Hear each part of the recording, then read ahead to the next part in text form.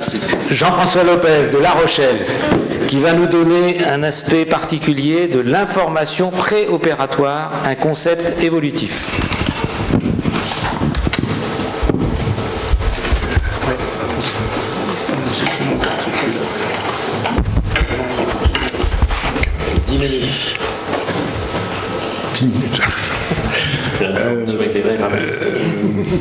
Messieurs, mes chers confrères, madame, merci de m'avoir permis de vous présenter ce que j'appelle un concept évolutif.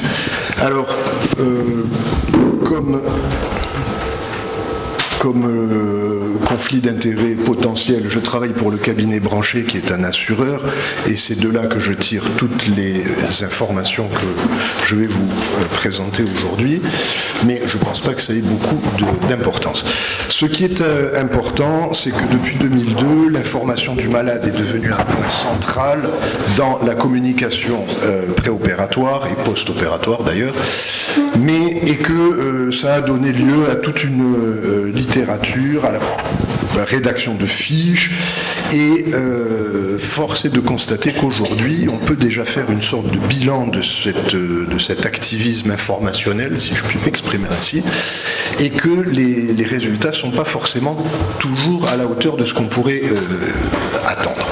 Alors, je rappelle rapidement que la HAS, la Cour de cassation, la loi, tout simplement, rappelle que l'information doit être orale, c'est primordial, qu'il n'y a pas d'obligation de le faire par écrit, que c'est un complément possible de faire une information par écrit et qu'on peut faire une information par tous les moyens que l'on souhaite. L'HAS a aussi produit des recommandations sur l'information aux patients en 2000, dont je vous rappelle simplement qu'il faut que le patient bénéficie d'une synthèse des données, que ça doit être fait à plusieurs étapes de sa prise en charge, donc avant et même après l'intervention, et qu'il faut que tout ça soit tracé. L'HAS, toujours dans le même document, précise un certain nombre de qualités dans les documents écrits qui doivent être donnés aux patients. Il faut que cette information soit hiérarchisée, donc je vous demande bien de retenir cette notion et la suivante, c'est-à-dire que ça doit être synthétique et clair, et synthétique pour la HAS, c'est un document inférieur à 4 pages. Vous allez voir que dans les faits, les problèmes sont très différents. Après, que ça soit compréhensible, c'est-à-dire que ça soit relié par une association de malades, c'est quelque chose qui est fait, donc il n'y a pas vraiment de raison de s'attarder là-dessus, et que ça soit validé par une société savante, c'est aussi devenu la règle, donc le point 3 et 4 ne posent pas de problème. C'est sur les deux premiers que je voudrais m'appuyer. Alors, la première chose qu'on peut retirer des analyses de dossiers dans le cabinet Branché, c'est que dans les spécialités qui sont mises en cause, l'information a été délivrée de façon satisfaisante. Alors je vous parle de ma spécialité qui est la chirurgie bariatrique, mais vous verrez que ce que je dis est valable pour toutes les spécialités de façon générale. Par exemple, en chirurgie bariatrique, qui est l'archétype de la chirurgie réglé, puisqu'on a plus de 6 mois avant d'opérer les patients, donc on a largement le temps de leur parler. On a un taux d'information qui est fait de façon satisfaisante, qui est d'environ 65%. Et en chirurgie viscérale, ce taux est encore plus mauvais, puisqu'il est d'à peu près 60%, et c'est après variable selon les autres spécialités. Donc, on voit bien que malgré le temps dont on dispose, l'information n'est pas délivrée de façon satisfaisante dans encore 25% des cas à peu près. Alors, dans la vraie vie, qu'est-ce qui se passe? Il y a quand même quelques chiffres qui sont intéressants à connaître. Dans une enquête personnelle que j'avais publiée à la SOFCO en 2013, j'avais fait remarquer que 20% des patients ne savaient pas ce que c'était que l'œsophage, 8 et 9% la mastication ou la déglutition. Donc, quand on dit à un patient qu'il faut mastiquer soigneusement, il y en a déjà pratiquement 1 sur 10 qui ne comprend même pas ce que vous lui dites, mais qui vous dit oui de la tête, parce que comme il a peur de vous, il n'ose pas vous le dire. Deuxièmement, alors ne lisez pas cette diapositive qui est beaucoup trop longue bien entendu, mais je vous en fais un petit commentaire. L'OCDE en 2016 s'est penché sur le niveau de compétence en lecture de la population en général. Le niveau inférieur au niveau 1, le niveau 0, qui correspond à peu près à 5% des gens, correspond à un niveau de lecture qui est très, très médiocre. Et le niveau 1 correspond à 14 ou entre 14 et 15% des cas, donc on a un total, c'est ça ce que je vous demande de retenir, de 19%. Dans le niveau 1, ça correspond à lire des textes numériques ou imprimés relativement courts, et relativement courts pour l'OCDE, c'est inférieur à 5 lignes, donc on est très loin des 4 pages de l'HAS, afin de trouver une information identique ou synonyme à l'information donnée. Donc on est typiquement dans le cas d'une consultation où on va parler au malade, et il va retrouver cette information dans un document où il n'y a aucune information contradictoire, donc on n'est pas en train d'essayer de le piéger, et où il va pouvoir avoir de l'information. Or, il y a 14% des gens qui ne sont pas capables de lire plus de 5 lignes. Donc il y a vraiment un problème. On constate que 13% des dossiers où la responsabilité de l'assuré est engagée est due à un défaut d'information, donc c'est quand même loin d'être négligeable, et que dans 40% des dossiers ouverts, l'information est insuffisante ou perfectible. Aux États-Unis, on constate que, bon, dans 80% des cas, problèmes techniques, dans 64% des cas, c'est des problèmes de reprise à l'intervention, et surtout, 23% des cas, c'est des problèmes de communication, et 21% des cas, c'est des problèmes de documentation, donc d'information aux malades. Donc dans 44% des cas, on a des problèmes de communication et d'information, y compris aux États-Unis. C'est un vrai problème. Alors, nous n'aimons pas opérer, nous n'aimons pas informer nos patients pour plusieurs raisons. La première, c'est que c'est perturbant sur le plan inconscient, je vais y revenir dans un instant. C'est apparemment inutile parce que de nombreuses études montrent que les patients ne se souviennent pas de ce qu'on vient de leur dire, et c'est chronophage, et on va essayer d'y remédier. Inconsciemment, ça rappelle aux patients qu'il peut y avoir des complications. Le chirurgien n'aime pas le dire parce que ça le met en cause, mais le patient n'aime pas l'entendre parce que ça lui déplaît et c'est compréhensible. L'euphémisme, il vient du chirurgien, c'est-à-dire que le chirurgien va dire « Oh ben finalement, il n'y a que 2% de complications », et puis si jamais il fait un petit signe désinvolte en disant « Il n'y a que 2% de complications », ça va être encore plus euphémisé, et le malade qui n'a pas envie d'entendre ça va se dire « Eh ben de toutes les façons, s'il n'y a que ça, et qu'en plus il fait un geste, ça ne m'arrivera pas ». Sauf que dans 2% des cas, ça arrive. Il y a l'euphémisme de présentation, alors ça c'est très fréquent, c'est-à-dire qu'il y a 6 complications à présenter dans une fiche d'information, et la plus grave c'est la dernière, ce qui fait que le malade va lire les 3 premières, et puis il va se lasser, puisqu'il n'est pas capable dans un cas sur 5 de lire plus de 5 lignes, et on va se retrouver avec l'information la plus importante, qui est tout à la fin, ce qui est quand même problématique. Et puis l'autocensure, c'est-à-dire qu'il y a des cas où l'information n'est pas du tout citée, la complication n'est pas du tout citée. Donc, j'ai vu que, par exemple, dans les fiches d'information de la Sofcote, la fiche sur la chirurgie de la hanche faisait 13 pages, et que sur le site de l'AFU, le site sur l'adénomectomie fait 7 pages, et donc on voit bien qu'il y a un souci de longueur. Au bout du compte, le chirurgien n'a pas envie de dire ce que le malade n'a pas envie d'entendre, c'est clair. Tout le monde est content, puisque chacun y trouve son compte, sauf qu'on est dans une ambiguïté qui est totale, et que quand l'ambiguïté est élevée par une complication, eh ben c'est là qu'on va s'affronter les uns les autres. Donc au bout du compte, pourquoi l'évolution d'un concept ? Eh bien, tout simplement parce que aujourd'hui, on est à peu près dans la situation que je vous présente. L'urgence, on va dire, le malade qu'il faut opérer dans les moins de 6 heures, on considère qu'il n'y a pas d'information. Je la fais un peu courte, même si je pense par devers moi qu'on a toujours le temps d'aller voir quelqu'un, sauf s'il est inconscient ou incapable de recevoir une information, vraiment. Mais on peut toujours aller parler à quelqu'un, mais disons que dans ce cadre d'urgence, on n'est pas censé donner une information. Il y a la chirurgie réglée, qu'on peut définir tout simplement par le fait qu'il faut que le patient soit opéré au moins 48 heures après avoir vu un anesthésiste, Et là, on a le temps de lui remettre la fameuse fiche d'information. Et puis, il y a cette zone grise de la semi-urgence qui est entre 6 et 48 heures, qui correspond en pratique, en chirurgie viscérale notamment, aux patients qu'on va mettre en observation, le temps de leur faire quelques examens et de s'assurer qu'il faut vraiment les opérer. Et là, c'est un peu une zone où on ne sait pas très bien quoi faire. Alors voilà ce que je propose. Il y a des fiches d'information, et moi depuis plusieurs années, je travaille avec ce que j'ai appelé des résumés d'information. Ma définition que je vous propose, c'est un format A4 recto, pas plus, donc c'est un exercice de style synthétique assez précis, qui permet d'avoir toute l'information sur une seule page, et où le chirurgien n'a pas à écrire, il a simplement à cocher les cases, ce qui lui permet de se consacrer à la discussion et à la présentation des choses aux malades. Tout est marqué.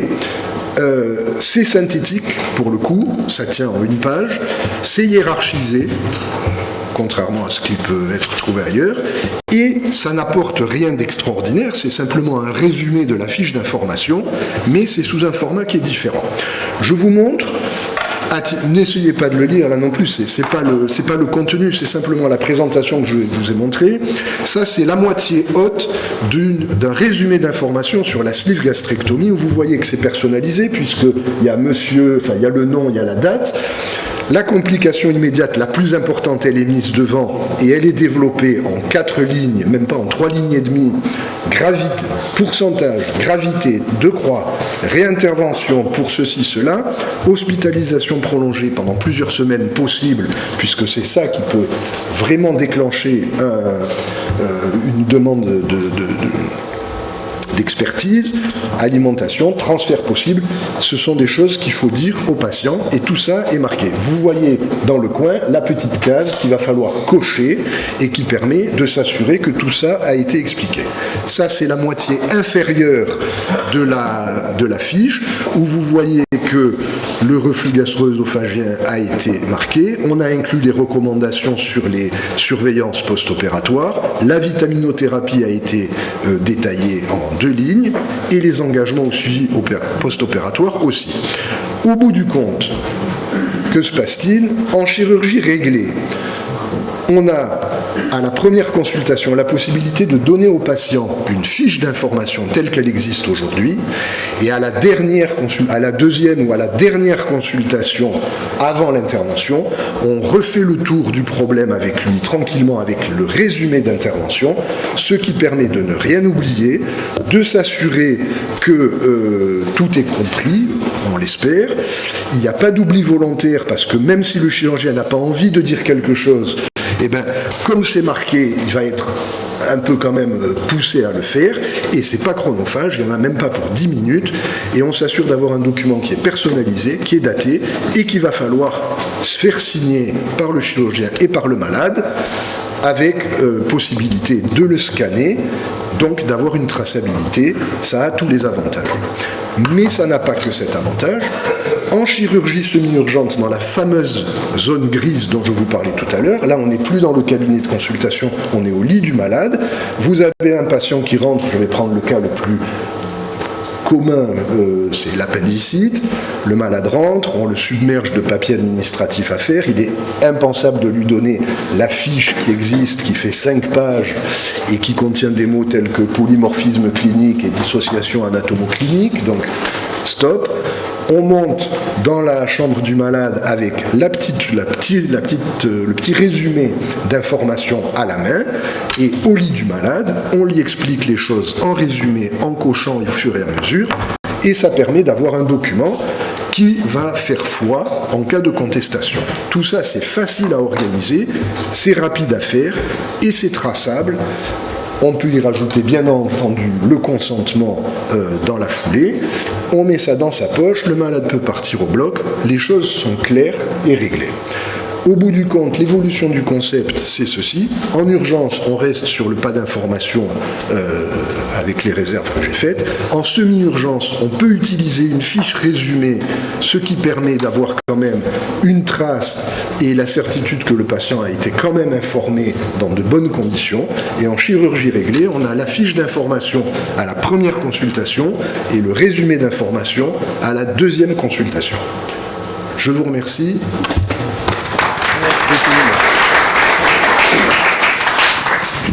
Merci beaucoup. Alors, puisque j'ai 40 secondes, je me tiens à la disposition des uns et des autres pour travailler sur cette question dans les autres spécialités que la mienne sur le plan de l'organisation de ces choses-là. J'ai laissé à la secrétaire de l'Académie des cartes de visite avec mes coordonnées parce que je suis aussi obligé de partir un peu plus tôt pour les raisons évidentes de la SNCF et je suis tout à votre disposition pour travailler sur cette histoire si vous le souhaitez parce que je pense qu'il y a un enjeu réel et pour le bien des patients et pour la tranquillité d'esprit des chirurgiens. Voilà. Est-ce que vous voyez une place pour la tierce personne dans la formation? Parce que vous avez parlé le chirurgien et le patient.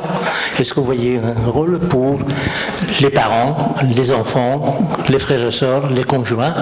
Parce que j'ai eu l'occasion d'une expertise où dans le cas particulier, c'était la mère vis-à-vis d'un enfant qui était adulte, qui avait porté plainte en disant qu'il n'était pas là pour l'information. Donc, quelle est la place que vous donnez aux tierces personnes dans la formation patient-chirurgien? Alors, je vais répondre de façon factuelle parce que je ne suis pas un spécialiste de cette nuance qui est très particulière. Dans mon résumé d'intervention, dans mon résumé d'information pour l'appendicite, il y a une ligne où il y a marqué présence du père, de la mère, autre personne. Simplement parce que dans les familles où les parents sont séparés ou sont divorcés, il peut y avoir des contestations sur ce plan-là. Et le fait de marquer qui était présent au moment où ça a été fait, ça peut clarifier la situation. Oui, une question très, très rapide. L'information doit être compréhensible. Oui. Quand on fait des études, le seul moyen de savoir si quelqu'un a compris, c'est un interrogatoire. Et donc je voudrais revenir sur une idée que m'avait donnée mon prédécesseur, c'est-à-dire que lui, quand les patients, mais c'était une autre époque, puisqu'il n'y avait pas la loi du 4 mars, il avait un concept que j'avais trouvé extrêmement intéressant, c'est-à-dire qu'il informait ses malades. À l'époque, on informait beaucoup plus brutalement. Et ensuite, quand le patient ou la patiente rentrait dans son service, c'est l'infirmière qui interrogeait le malade en disant « Qu'est-ce qu'il vous a dit et qu'est-ce que vous avez compris ?» Je trouve donc que cette notion d'interrogatoire avec l'idée de votre fiche, mais si en plus il y a un tiers qui vient qui n'est pas vous, parce que vous, quand vous informez, obligatoirement, vous avez votre moi et vous l'avez très bien dit avec vos deux images de la voiler la face et l'autre qui écoute. Donc je trouve que de faire voir s'il y a une intelligibilité correcte par un tiers, ça illustre bien les choses. Ça, c'est ma première réflexion. Et ma deuxième réflexion, c'est de dessiner devant le malade, notamment pour expliquer la chirurgie bariatrique.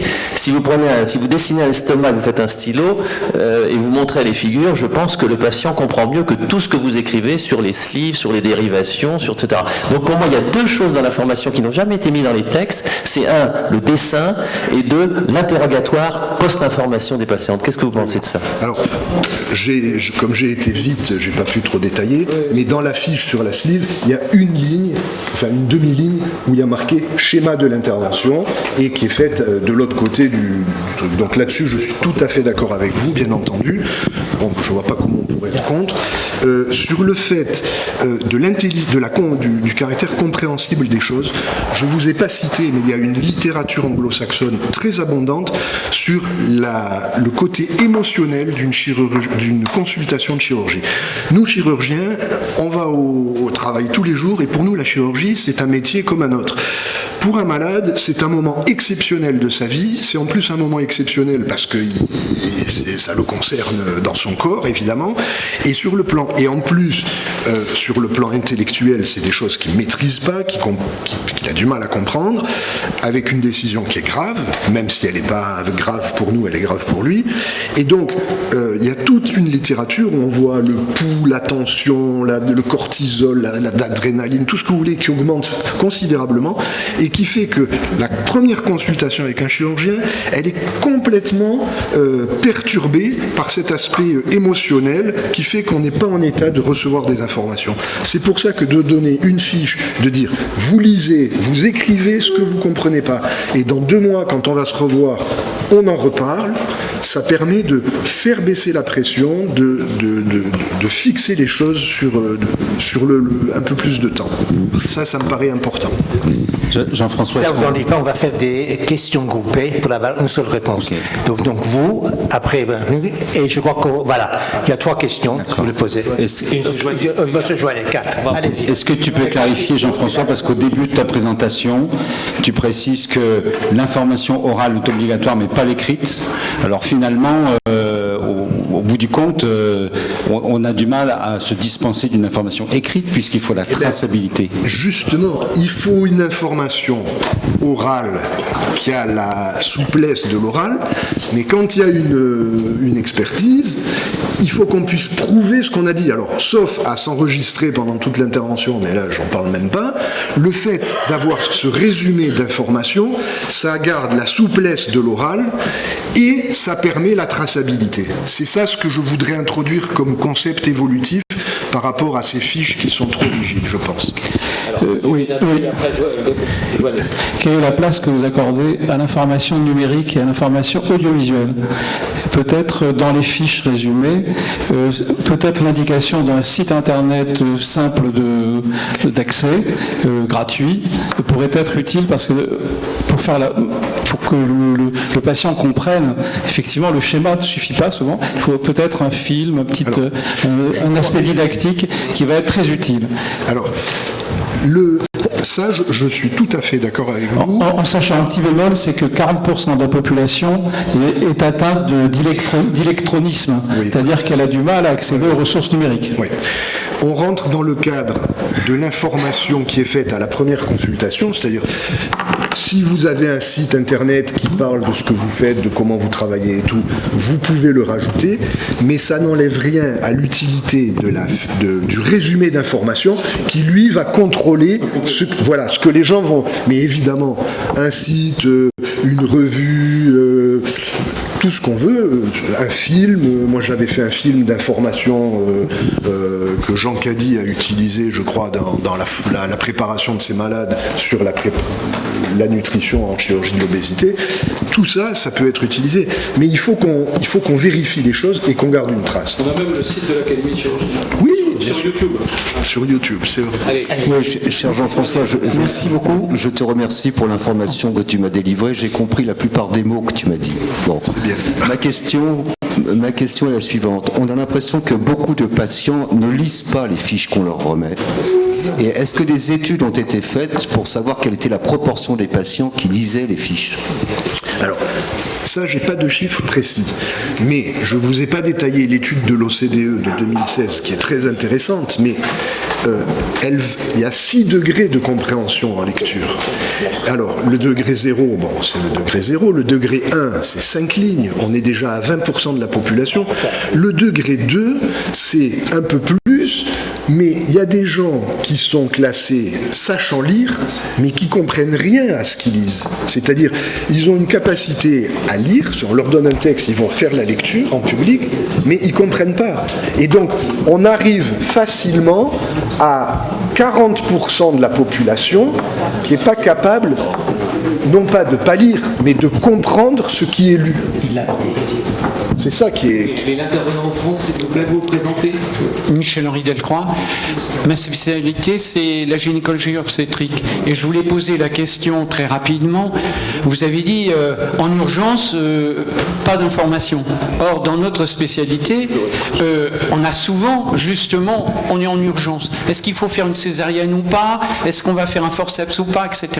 Et donc, là, l'information, me semble-t-il, est encore beaucoup plus importante.